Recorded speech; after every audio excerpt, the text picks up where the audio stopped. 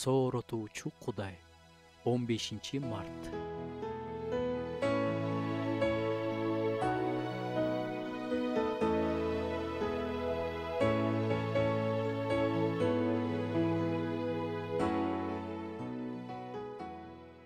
Эмнеге Иса Машаяк биринчи жолу жерге келгенде ошол бойдон эле жерде калып, андан ары адамдарды айыктырып, адамдарга жакшылык кылып жүрө берген эмес деген суроо берилип калды.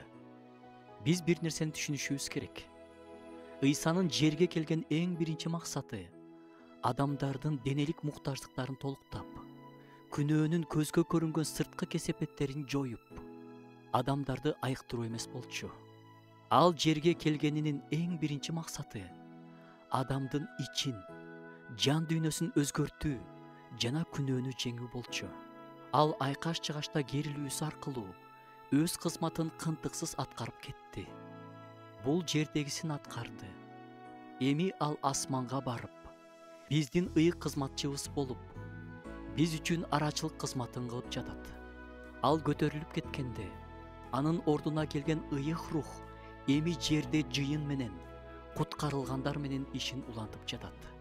Куткарыла элек адамдардын да жүрөгүндө иштеп, аларды тобо кылууга, Кудайга кайрылууга чакырып жатат.